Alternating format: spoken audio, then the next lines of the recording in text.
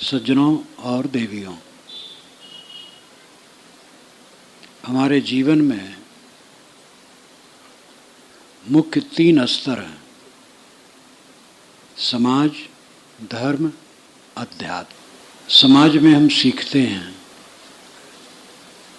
और बहुतों द्वारा हमारा पोषण होता है। शारीरिक पोषण, बौद्धिक पोषण, सब प्रकार का पोषण होता है। इसलिए हमारा कुछ कर्तव्य होता है समाज के लिए। उसके बाद धर्म होता है और उसके बाद अध्यात्म होता है। इन तीनों पर थोड़ा चिंतन करें। समाज और समझ, दोनों ने थोड़ा सा फर्क रखा है। अन्य प्राणियों के समूह को समझ कहा है और मनुष्य के समूह को समाज कहा है। अन्य प्राणियों में मन है लेकिन विकसित नहीं है। मनुष्य का मन विकसित है, इसलिए इसको मनुष्य कहा जाता है। मननात् मनुष्य, मनन करने के कारण से ये मनुष्य है। और मनुष्य जितने हैं सब मूल रूप में समान है, गोरे काले में कोई भेद नहीं। समाजशास्त्रियों ने यूरोपाव, मंगोलाव, निग्रोसम, ये 3 श्रेणियां बांटी हैं। बांटी क्या, वैसे चिन्ह है। गोरे रंग लेकर के होते हुए यूरोपाव कहलाते हैं, भारत वाले इसी में आते हैं। काले निग्रोसम और लाल जो होते हैं मंगोलाव कहे जाते हैं। लेकिन ये जलवायु के कारण है और शरीर के रंग ढंग कुछ आकार के कारण है, मौलिकता में कोई फर्क नहीं। बकरी और सूअर से बच्चे नहीं होते, इसलिए उनकी एक जात नहीं है। ऊँटनी से और घोड़े से बच्चे नहीं होते, इसलिए उनकी एक जात नहीं है। अलग अलग जातियां हैं। लेकिन इस भूमंडल के किसी कोने के नर और किसी कोने की नारी से बच्चे होते हैं, इसलिए मनुष्य की एक जाति है। जात का अर्थ संस्कृत में होता है पैदा होना। जात पैदा हुआ, जाति पैदा होना। जिनकी पैदाइश एक है उनकी जात एक है। मानव मात्र की जात एक है। इस मौलिकता को समझें और मानव से जात न पूछे जो काल्पनिक जाति है। देख लिए, नीम कटहल हम देख करके जान जाते हैं नीम है, कटहल है। हाथी घोड़ा ऊंट देख करके हम जान जाते हैं। तो मनुष्य को देख करके नहीं जानना चाहिए। जात पात की भावना बहुत कलुषित है, इसको छोड़ना चाहिए। कबीर साहब ने इस पर करारा प्रहार किया है। एक त्वचा हाड़ मलमूत्रा, एक रुद्री एक गुदा, एक बूंद से सृष्टि रची है, को ब्राह्मण को शूद्र। रजोगुण ब्रह्मा, तमोगुण शंकर, सतोगुणी हरि होई। कहें कबीर राम रम रही हिंदू तुर्क न कोई। राम उनका राम है, ऐसा नहीं कि हिंदुओं का राम है। राम है वही रहीम है। अल्लाह राम करीमा केशव, हरि हजरत नाम धराया। भाई रे दुई जगदीश कहाँ ते आया। तो मनुष्य एक जाति है, पूरे मनुष्यता से प्रेम होना चाहिए। छुआछूत का आधार है, सफाई स्वच्छता देख करके छुआछूत है। कोई टट्टी घर से निकला अछूत है, स्नान कर लिया अछूत नहीं है। मेहतर क्यों अछूत है? टट्टी फेंकता है और हम लोग पेट में टट्टी भरे हैं, मेहतर नहीं है। इतनी अकल जिसको ना हो कोई मनुष्य है। और सबके अंदर में ब्रह्म बैठा है। ब्रह्म आत्मा, चेतन, रूह, सोल, वही खुदा है। मखलूक ही मजहर खालिक है और इंसान अशरफुल मखलूकात है। प्राणी ही प्रत्यक्ष ईश्वर है और प्राणियों में मनुष्य श्रेष्ठ है। ईश्वर खोजे कहाँ मिलेगा? ये सब ईश्वर रूप हैं। जो सामने दिखाई देते वो ईश्वर नहीं है। ईश्वर हम बाहर खोजते हैं, या तो पत्थर की पिंडियों में या तो शून्य में। प्राणियों में जब तक ईश्वर नहीं समझा जाएगा तब तक सच्चा धर्म उदय नहीं होगा। प्राणियों को तकलीफ दें और ईश्वर ईश्वर पुकारें, क्या मतलब होता है? सच्चे ईश्वर सबके अंदर में बैठे हैं। मनुष्यता से प्रेम करो, छुआछूत का आधार आचार है। सफाई, स्वच्छता, शुद्धता, आचार विचार की पवित्रता है, बस ठीक है। और ये गंदा है तो अछूत है, लेकिन वो भी ठीक ठाक हो जाए तो अछूत नहीं है। और जो ठीक ठाक रहा गलत हो गया तो अछूत हो गया। जन्म से कोई अछूत नहीं है, ये बात सबके मन में बैठनी चाहिए। और ये संस्कार बना रखे हैं, हमारे वर्ग का है वो पवित्र है और दूसरे का पवित्र भी अपवित्र है, ये भ्रांत धारणा है। मनुष्य जात पूछ करके उसकी कीमत न मानो। मनुष्य है बस कीमत है। आप कभी जब इलाहाबाद जाएंगे कबीर आश्रम में तो देखेंगे पत्थर, एक चमकीला पत्थर लगा है और उस पर छपा है कि यहाँ कोई जात वर्ण संप्रदाय का नाम न ले, राजनीतिक बाजी का भी नाम न ले। शुद्ध मानवता की बात की जरूरत है। हम लोग अपने को बांट बांट करके बहुत नुकसान किए हैं। तो मनुष्यता से प्रेम, मनुष्य मूल रूप में समान है, अपने गुण कर्मों से ऊंचा नीचा होते हैं और कोई भी हो सकता है। एक ब्राह्मण का लड़का भी ऐसा होता है जो जेल में है, एक मेहतर का लड़का है जो साधु स्वभाव है, सज्जन है। तो इसलिए जाति और वर्ण उसमें क्या है? मनुष्यता से प्रेम, मानव मात्र से प्रेम। एक नवजात शिशु सड़क पर मिले, आप उसको क्या कहेंगे? न उसका खतना हुआ है, न चोटी बढ़ी है, न जनेऊ पहने हैं, न चंदन लगाए, ईमानदार इंसान है। आगे चल करके हम लोग तराश करके भेद करते हैं। मनुष्य को देखो, मनुष्य से प्रेम करो। फिर धर्म की बात आती है। मजहबों और संप्रदायों को लोग धर्म मान लेते हैं। दुनिया बहुत विशाल है और इसमें विविध देश काल में महापुरुष हुए हैं। उन महापुरुषों ने समाज को रास्ता दिखाया है, इसलिए वह हमारे पूज्य हैं। राम कृष्ण जैसे पूज्य हैं वैसे मोहम्मद ईसा पूज्य हैं, वैसे मूसा दाऊद पूज्य हैं, बुद्ध महावीर लाओ त्से कन्फ्यूशियस पूज्य हैं। ये भावना होनी चाहिए।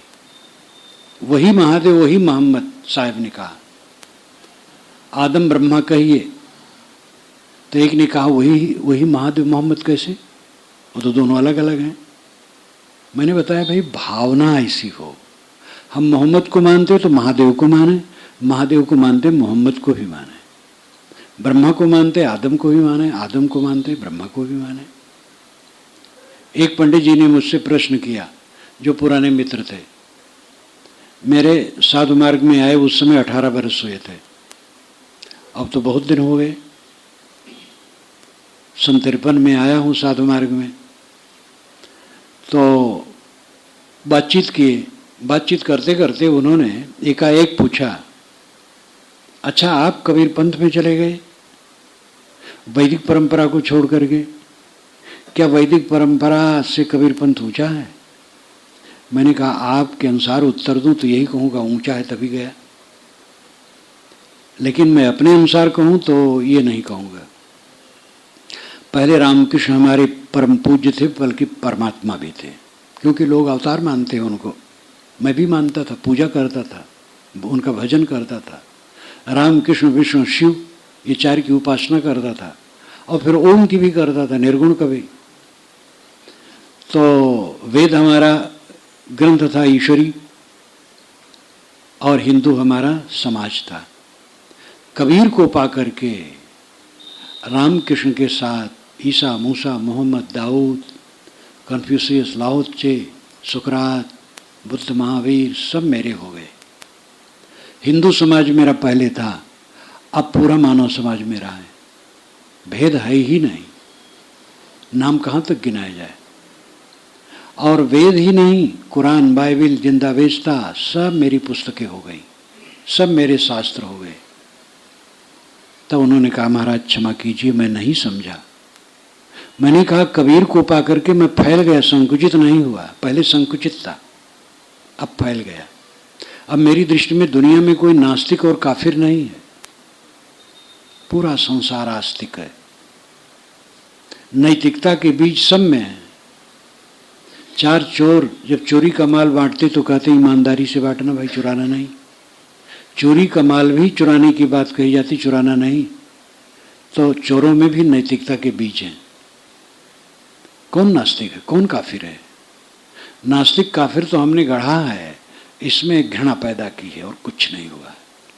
कोई नास्तिक नहीं, कोई काफिर नहीं। हमारी कुछ रूढ़ियों को न माने वो काफिर और नास्तिक है, ये कहाँ के विचार है? नास्तिक काफिर तो निकाल देना चाहिए अपने हृदय से। सबसे प्रेम का व्यवहार। कहते मार्क्स नास्तिक है। ये धर्म कहा, ईश्वर ईश्वर कहने वालों ने जितना रक्त बहाया है, मार्क्स के उपदेश उतना रक्त नहीं बहा है। आप ईश्वर को पत्थर की पिंडियों में देखते हैं या शून्य आकाश में, मार्क्स ने मनुष्यों में देखा है। और नास्तिक कैसे है? सहृदय बन करके दूसरे की आलोचना करो, दूसरे का मूल्यांकन सहृदय बन करके करो।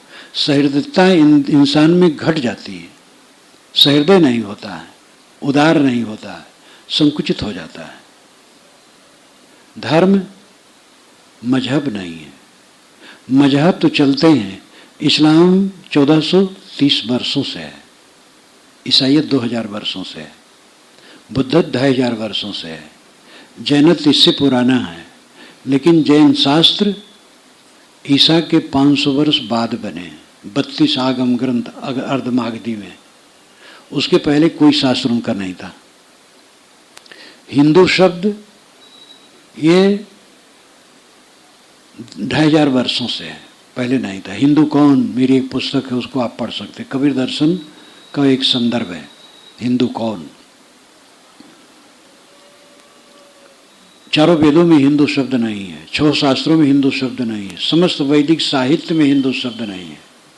ऋग्, साम, अथर्व वेद कहते हैं, और ब्राह्मण, आरण्यक और सूत्र ग्रंथ ये वैदिक साहित्य हैं, उन्हीं में उपनिषदें हैं। इनमें कहीं हिंदू शब्द नहीं है। रामायण महाभारत में हिंदू शब्द नहीं है, पुराणों में आता है। जब ईरान वालों ने सिंध नदी को हिंद नदी कहा, यहाँ के देश को हिंद देश, तब यहाँ को हिंदू कहा लोगों को, क्योंकि फारसी में सा का हा हो जाता है, संस्कृत में सस्य, और फारसी में है, एक पूरा सा एक आधा सा, और यह सस्य। तो उनका पूरा सा आधा सा, वो आधा पूरा हा और आधा हा हो जाता है। सिंध का हिंद, सा का ही हा कहते हैं फारसी में। उसका प्रभाव राजस्थान, गुजरात में अभी भी है। सवेरे को हवेरी कहते हैं। तो उन्होंने सिंध को हिंद कहा, और इस देश को हिंद देश, और यहाँ के वासियों को हिंदू कहा। अभी भी यहाँ से जब लोग मक्का जाते हैं तो वहाँ वाले यही कहते हैं हिंदी हैं ये, और हिंदू हिंदी ज़्यादा कहते हैं। तो ये मुसलमान बिल्कुल सीधे मुसलमान को हो तो वो कहते नहीं नहीं, आप तो हिंदी हैं ना, हिंदुस्तान से आए हैं, हिंदी हैं, मुसलमान हैं, लेकिन हिंदुस्तान के हैं। तो हिंदू शब्द का प्रयोग 2500 वर्षों से है। पहले भी धर्म था, तो कौन धर्म था? ये सब मजहब हैं, संप्रदाय हैं, परंपराएं। हिंदू संप्रदाय नहीं है। हिंदू एक सागर की तरह है, उसमें बहुत संप्रदाय हैं, बाकी और सब संप्रदाय हैं। परंतु हिंदू में भी जो शाखाएं वो संप्रदाय ही हैं। सारे संप्रदाय, मजहब, धर्म नहीं है। ये धर्म के आलवाल हैं, बाहरी तामझाम है और इनसे हित है। मजहबों में, संप्रदायों में भिन्न भिन्न रह करके कर्तव्य यह है कि हम अपने नियम का पालन करें और दूसरे के नियम का आदर करें। हम नमाज नहीं पढ़ते हैं, लेकिन नमाजी को हम अपने कक्ष में नमाज पढ़ने की सुविधा देते हैं। हम मूर्ति नहीं पूजते हैं, लेकिन वैष्णव संत अगर हमारे यहाँ जाएं, अपनी मूर्ति रख करके पूज लें, पूजने की सुविधा दे देंगे जो चाहिए उनको। हम मूर्ति नहीं पूजते हैं।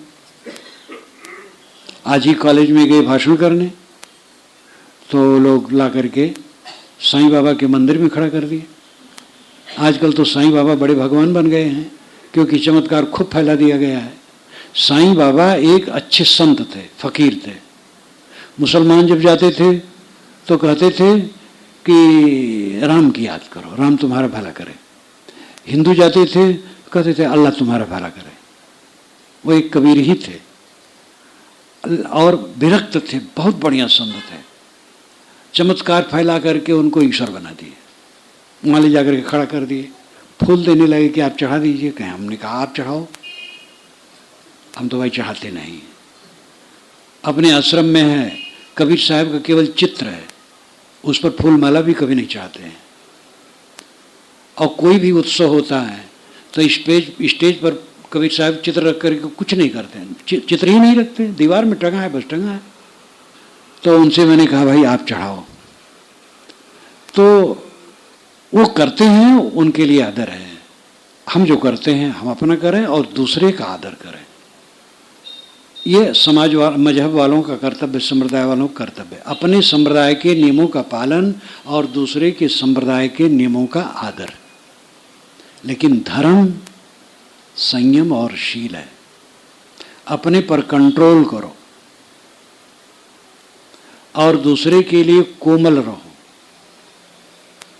जो अपने पर जितना कंट्रोल करेगा उतना दूसरे पर कोमल रहेगा, और अपने पर जितना ढीला ढाला रहेगा उतना दूसरे के लिए कठोर रहेगा। विनम्रता सबसे बड़ी चीज है। इसलिए संयम और शील का आचरण होना चाहिए। कौन कितना पूजा करता है, कितना नमाजी है, कितना ग्रंथ का पाठ करता है, कौन ग्रंथ का पाठ करता है, ये महत्व नहीं है। वो कितना कोमल है, कितना निर्मल है, कितना विनम्र है, कितना सदाचारी है, कितना परहेजगार है, कितना संयमी है, इसका महत्व है। शांति और संयम ये दोनों जुड़वा हैं, जैसे संयम और शील है। शांति मिलेगी संयम से, जिसके जीवन में संयम नहीं है शांति नहीं मिलेगी। जिसका मन संयत नहीं, वाणी संयत नहीं, कर्म संयत नहीं है, पारसी परंपरा में तो इसी के लिए बारंबार आता है हर मजदा, हमारे मन वाणी कर्म निर्मल हो, हे हर मजदा। बारंबार हर मजदा से यही मांगा गया है। उनकी ईश्वर का नाम अहर मजदा है, जिसको सासानी भाषा में हरमुज कहा गया है, लौकिक भाषा में, लेकिन फारसी भाषा में अहर मुजदा कहा गया है। अहर मजदा, अहर मुजदा। तो उन्होंने मन वाणी कर्म की पवित्रता पर जोर दिया है। मन वाणी कर्मों की पवित्रता धर्म है। फिर अपने अपने नियम का पालन करें, दूसरे नियमों का आदर करें। वज्द आती है मुझे इंसान की अदा पर, मस्जिद में नाचता हूँ नाकूस की सदा पर। इस प्रकार उदार मुल्ला ने कहा कि मुझे मनुष्यों के प्रेम मग्नता पर आनंद आता है, और जब मस्जिद में मैं शंखध्वन मंदिर से सुनता हूँ तो नाच उठता हूँ। कितना विशाल हृदय था। शंखध्वन सुनने से नमाज खराब नहीं होती है, और अजान की आवाज़ सुनने से पूजा खराब नहीं होती है। और प्रेम मग्नता होनी चाहिए। ईश्वर अलग मान करके जो उपासना नाना मतों में है वो आरंभिक है, और उसमें सब अपने अपने ढंग से है, लेकिन सब एक परोक्ष ईश्वर की कल्पना करते हैं, अलग ईश्वर है, और ऐसा मान करके प्रार्थना करते हैं, नमाज पढ़ते हैं। प्रार्थना ही है, नमाज भी प्रार्थना ही है। नमन, नमाज, परंतु अंततः परमात्मा आत्मा है, जहां प्रार्थना की आवश्यकता समाप्त हो जाती है। प्रार्थना समाधि में बदलना चाहिए, समाधि में आ जाए, वो अध्यात्म की स्थिति है। प्राप्तव्य हमारा बाहर नहीं है। आप विचार कीजिए, परमात्मा मिलेगा कैसे? आंख से देखो तो रूप होगा, और रूप विषय है, जड़ है। तो परमात्मा मिलता है ऐसी बात नहीं है, परमात्मा बिछुड़ा ही नहीं है। एक नवयुवक ने मुझसे एकांत में पूछा था, जो बहुत पुरानी घटना है, 40 वर्ष से भी पुरानी। मैं एकांत में ध्यान में था, प्रवचन के बाद शाम को एक जंगल झाड़ी नुमा था, वहाँ चला गया, तो अकेले ध्यान में बैठा था। 22 वर्ष का नौजवान खोजते खोजते वहाँ गया और तत्काल कहा, महाराज परमात्मा कब मिलेगा? तो मैंने कहा, परमात्मा से बिछुड़ने की तारीख तुम बताओ, तो मिलने की तारीख मैं बताऊं। तो स्तब्ध खड़ा रह गया। मैंने कहा, जो कभी नहीं बिछुड़ा है उसके मिलने की बात क्या है? अनुभव करना है उसको। हमारा चित्त बाहर है, इसलिए वो उसका अनुभव नहीं हो रहा है। चित्त जितना हमारा बाहर से अंतर्मुख होगा, उसका अनुभव होगा। सबके अंदर में जो बैठा हुआ है असली परमात्मा है, उसको समझो। आत्मा परमात्मा है। पहले उपासना ठीक है, कुछ नहीं समझते, प्रार्थना करते हैं, उपासना करते हैं, आराधना करते हैं, मन कोमल होता है, अच्छा है। लेकिन बाहर से कोई मिलेगा और कुछ देगा, ऐसी कोई बात नहीं। देवी देवता मनुष्य हैं, देवी देवताओं की कल्पना मनुष्य ने की है, सारी कल्पना मनुष्य की है, सारा ज्ञान विज्ञान मनुष्य का है। रत्न की खान पृथ्वी में है, कोयले की खान है, पत्थर की खान है, पानी का स्रोत है, तेल का स्रोत है, लेकिन ज्ञान का स्रोत या खान कहीं जमीन में है, वो मनुष्य है। लौह महफूज सदरमानी दिलत, हर चमी ख्वाही सबद जो हासिलत, दर हकीकत खुद तुम मुल किताब, खुद आयात खुद रवाज है। आप लौह महफूज सदरमानी दिलत, मनुष्य का दिल लौह महफूज है, सुरक्षित चित्रपट है। लौह संस्कृत अरबी में दोनों में लौह कहा जाता है, दोनों में लौह। लौह महफूज सदरमानी दिलत, मनुष्य का दिल सुरक्षित पट है। कुरान की आयतें उसी से निकालो, उसी से तुम्हें सत्यता मिलेगी। सबके अंदर में किताब की किताब है।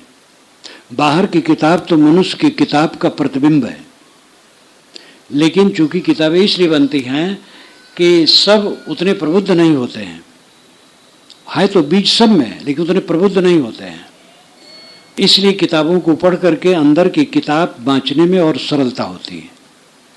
जो विद्वान भी हैं, प्रबुद्ध भी हैं, उनके लिए भी किताबें इसलिए काम देती हैं क्योंकि उसमें ज्ञानियों के ज्ञान बहुत संचित रहते हैं, तो उसका मनन चिंतन करने में सरलता होती है।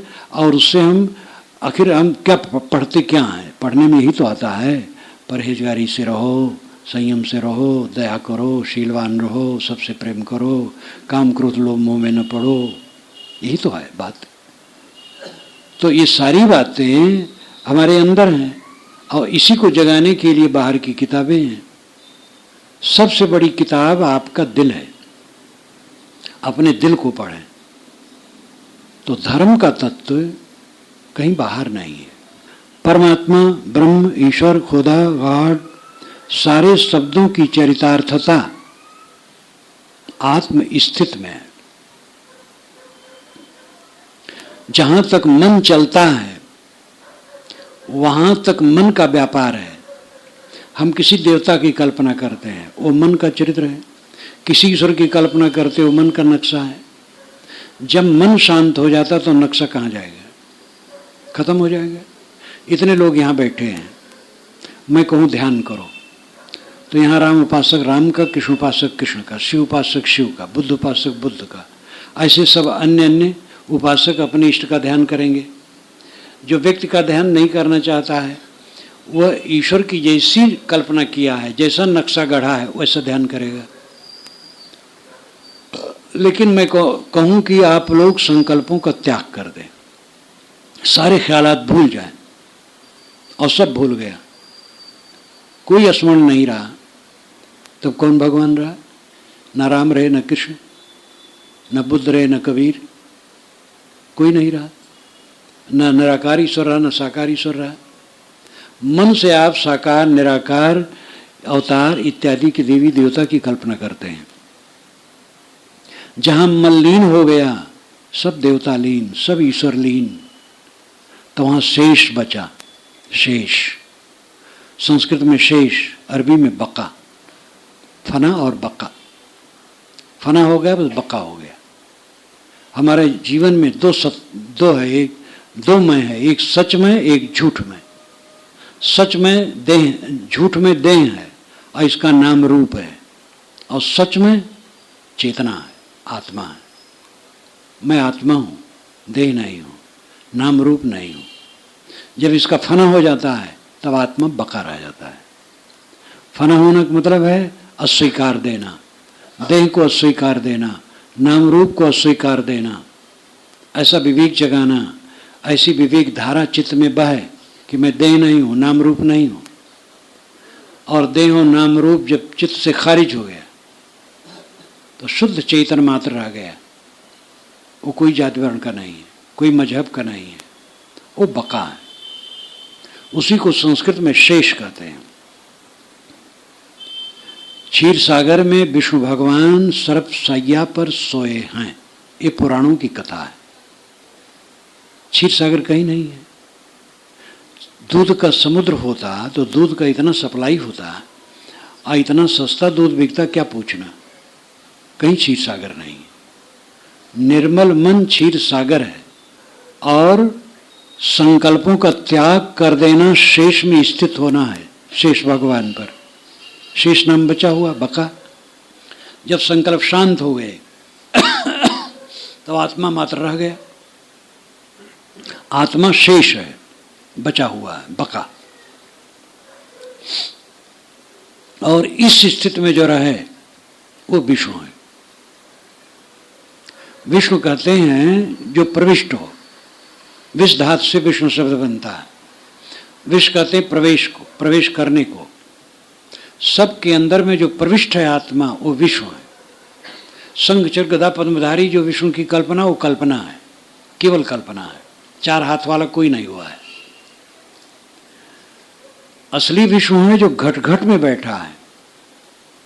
एक महात्मा रोटी खा रहे थे और कुत्ते बैठे थे, उसको भी देते जा रहे थे।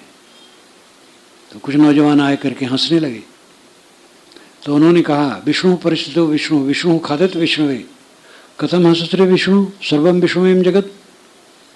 विष्णु विष्णु के पास बैठा है, विष्णु विष्णु को खिलाता है। विष्णु तो क्यों हंसता है, सारा संसार विष्णु में है। तो विष्णु जो प्रविष्ट है घट घट में, नर नारी का कोई भेद नहीं। नर नारी तो बाहर का खाल है, थोड़े अंग का फर्क है, दोनों मनुष्य हैं। दोनों के अंदर में जो बैठा है वो सच्चा विष्णु है। तो क्षीर सागर निर्मल मन है। संकल्पों यादगिरियों को त्याग देने के बाद जो शेष रह गया, बका रह गया आत्मा, वो शेष है। और उस शेष अवस्था में जो स्थित हो विष्णु है। शेष साई विष्णु का अर्थ यही है। और न कहीं क्षीर सागर है, और न उसमें हजार फण वाले शेष जी लेटे हैं, न ऊपर कहीं विष्णु लेटे हैं। अनेक रूपक हैं।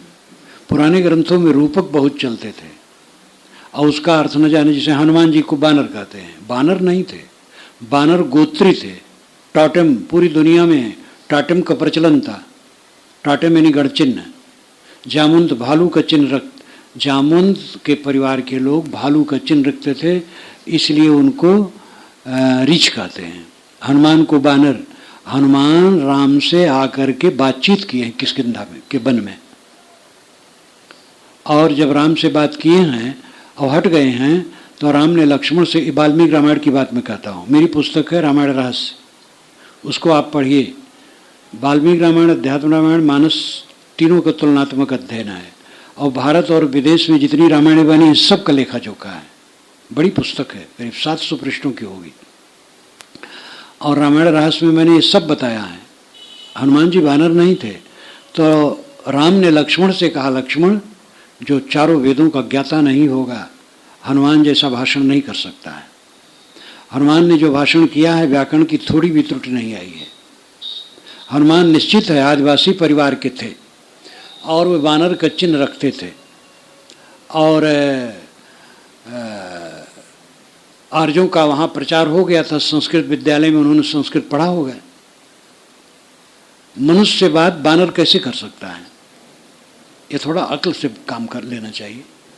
रामायण रहस्य में तो सारा पर्दाफाश किया गया है। अवतारवाद का भी पर्दाफाश किया गया है।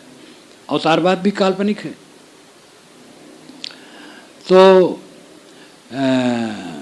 कितने रूपक हैं, और रूपक को विद्वान लोग भी रूपक नहीं समझ पाते हैं। जड़ी भूत हैं, आसक्त हैं, प्रबद्ध उसी में आबद्ध हैं, समझ नहीं पाते हैं। समझने की जरूरत है। धर्म के नाम पर अंधविश्वास बहुत है। चमत्कार, बाबा लड़का देते हैं, बाबा जो चाहे सो कर दें, फकीर, महात्मा, मौलवी, पंडित, पंडा, ये जो चाहे, पादरी जो चाहे सो कर दे, ऐसा कुछ नहीं है। मौलवी, पंडित, पादरी, ज्ञानी जी ये भी अस्वस्थ हो जाते हैं। कितने मौलवी और पंडित होते हैं, उनके बच्चे नहीं होते हैं। और महात्मा स्वयं बीमार हो जाते हैं, कैसे दूसरी बीमारी काट देंगे। महात्मा, मौलवी, पंडित, पादरी का काम है ज्ञान की बात बताना, भक्त की बात बताना, सदाचार से रहना, संयम से रहना, मनुष्य तक प्रचार करना। उनकी सिद्धि है कि वह सदाचार से रहें, रहमदिल रहें, कोमल रहें, सदाचारी रहें, आकाश में नहीं उड़ेंगे। चमत्कार जितना है सब पाखंड है। अलौकिकता की बात सब पाखंड है। जादू मंत्र सब झूठ है। ग्रह लगन मुहूर्त कुछ नहीं। कुंडली बनवाने की कोई ज़रूरत नहीं। बच्चा पैदा हो, तिथि मिति लिख लो, कुंडली बनवाने की ज़रूरत नहीं है। पंडित से पूछ करके जितना काम करोगे उतना उलझन में पड़ोगे। घर में आकर के पंडित बता देगा वास्तु विज्ञान के अनुसार ये दरवाज़ा गलत है, ये खिड़की गलत है, तोड़वाएगा और पैसा चूसेगा। हवा प्रकाशदार मकान बनाना चाहिए। जो आप मकान बनाएं ठीक है, और मकान में कष्ट आ ही जाता है। मकान में रहते रहते तो कष्ट आता है। राम का वनवास हुआ, राजपुरुष थे, लेकिन किसी वास्तु विज्ञानी को बुला करके उन्होंने पूजा नहीं करवाई, न हवन तर्पण करवाया। गुरु वशिष्ठ विद्वान बैठे थे, उनसे पूछ लेते कि महाराज सतचंडी यज्ञ बैठा दीजिए और कुछ करवा दीजिए, जरा मैं रह जाऊं यहीं। तुरंत ही चल दिए। तो और कहते हैं हम राम भक्त हैं, हम कृष्ण भक्त हैं। रामकृष्ण ने कभी ऐसा किया है? तो अंधविश्वास ज़्यादा फैल गया। और ये एक दोष नहीं है, चमत्कार तो सब में व्याप्त है। फकीरों में, साधुओं में, महात्माओं में, जो कभी नहीं हो सकता है। महात्मा जो चाहें वो कर दें, मंदिर और मस्जिद का दरवाज़ा दूसरे तरफ कर दें, सूरज दूसरे तरफ उगा दें, ऐसा कुछ नहीं होता है। पूरी दुनिया में कारण कारज की व्यवस्था है, उसी के अनुसार सब होता है। अलौकिकता नाम की कोई चीज़ नहीं है। सब मानवीय है और सब प्रकृतिगत है, सब विवेकपूर्ण है, विश्व के शाश्वत नियमों के अनुकूल है। उसको समझना समझाना चाहिए। अलौकिकता के चक्कर में पड़ करके आपका शोषण होता है। जब एक बैगा, एक सोखा, एक पंडित और ऐसे भी नाम धार्मिक नामधारी आपको फुसलाएगा, रिद्धि सिद्धि देगा, स्वर्ग और मोक्ष देगा, परमात्मा के दर्शन कराएगा। परमात्मा के दर्शन और मोक्ष के लिए तो कम लोग हैं। लड़का चाहिए, धन चाहिए, मुकदमे में विजय चाहिए और संपत्ति चाहिए। एक आदमी गायत्री पुरस्कार करने लगा, 14 वर्ष तक किया। जब धन नहीं बढ़ा तो छोड़ दिया। गायत्री पुरस्कार करने से धन मिलेगा? धन के लिए मेहनत करो। गायत्री अपनी जगह पर, गायत्री एक मंत्र है ऋग्वेद का, जिसमें 24 अक्षर होते हैं। सूर्य की उपासना है। तत्सप्तर्वर्णिम भर्गो देवस्य धीमे धियो न प्रचोदयात्।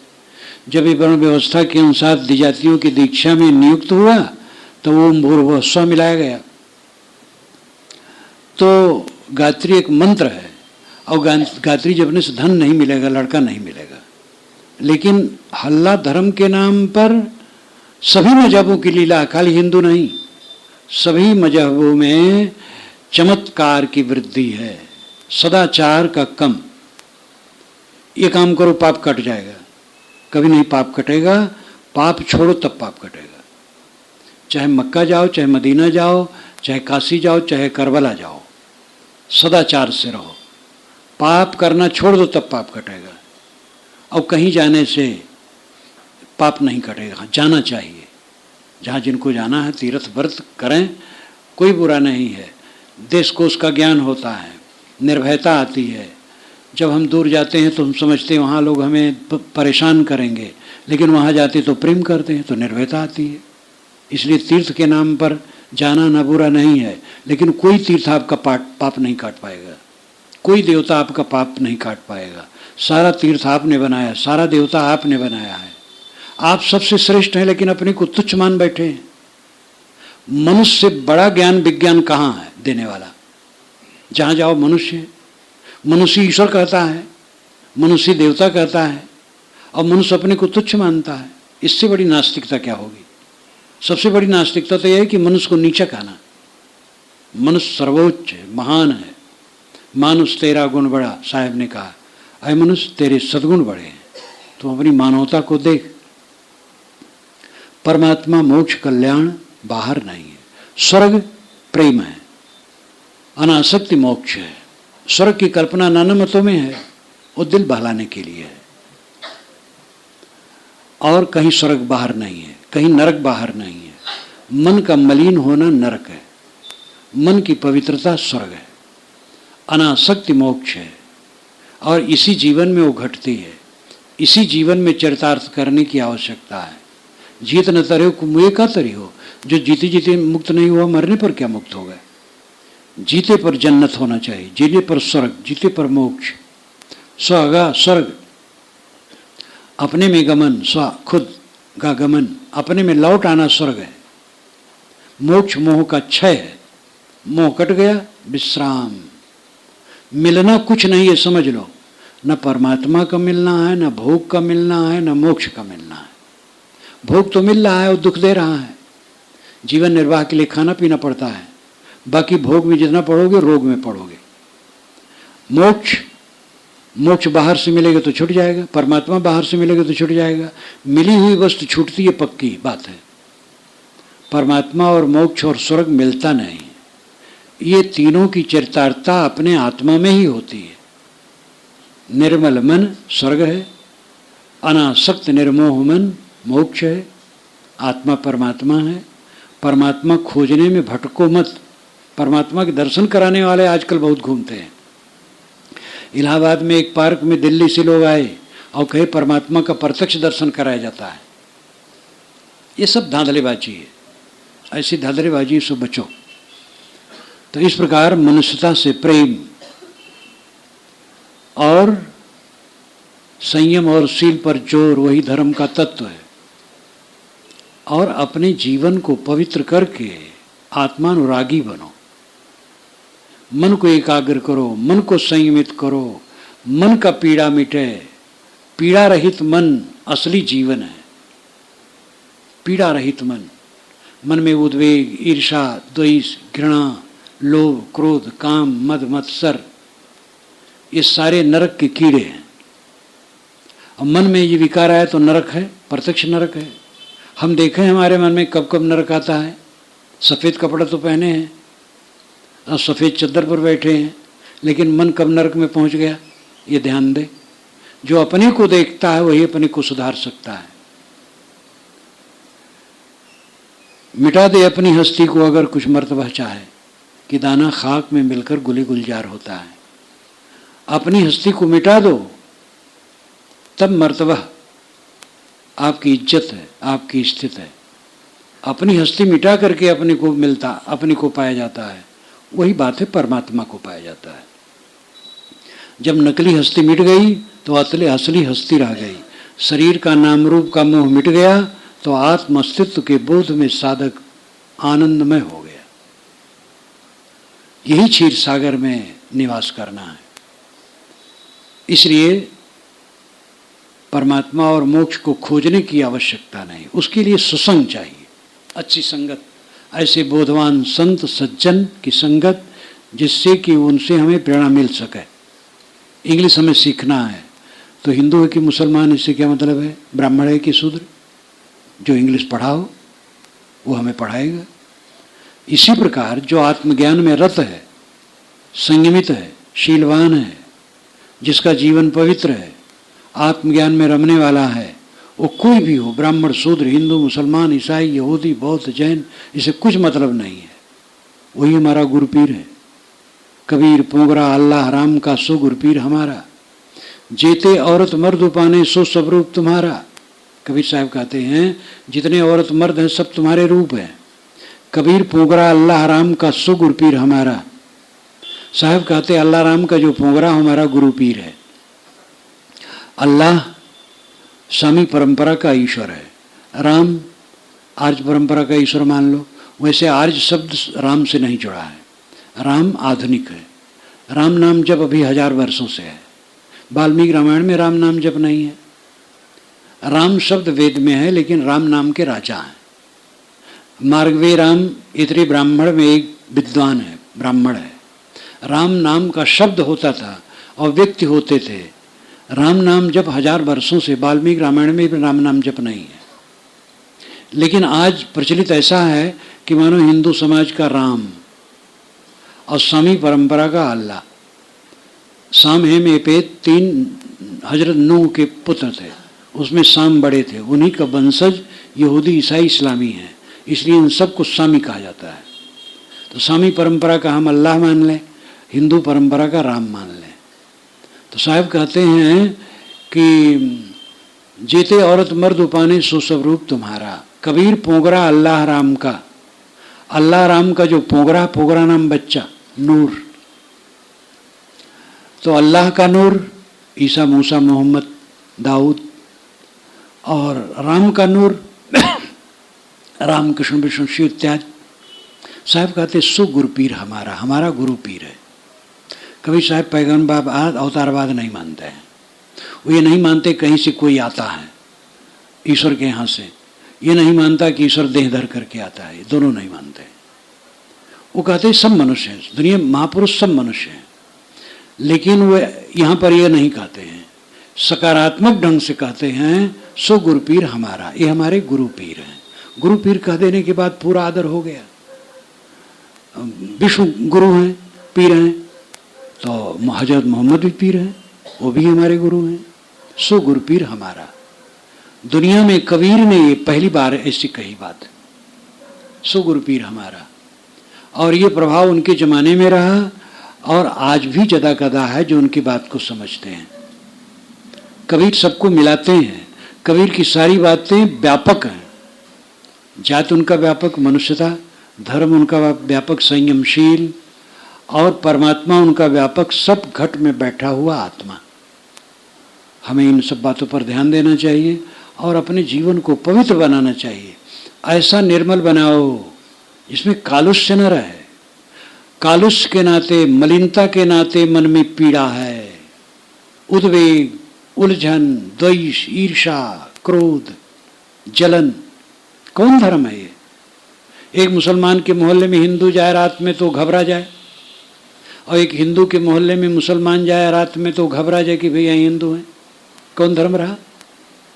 हिंदुओं के भीड़ में मुसलमान आए और समझे यहाँ हिंदू हैं तो खुश हो जाए क्योंकि यहाँ धार्मिक लोग हमारी रक्षा करेंगे, और मुसलमानों में हिंदू जाए और समझे यहाँ मुसलमान हैं तो समझे तो बहुत बढ़िया है, तो सब धार्मिक है, हमारी रक्षा करेंगे। ये आना चाहिए। तो हम गलत रास्ते पर बहक गए हैं। समता, प्रेम।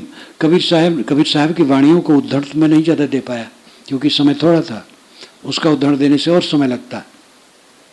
सार विचार उनका है, सब में एकता, मानवता, व्यापकता, कहीं भी संकुचितता नहीं है।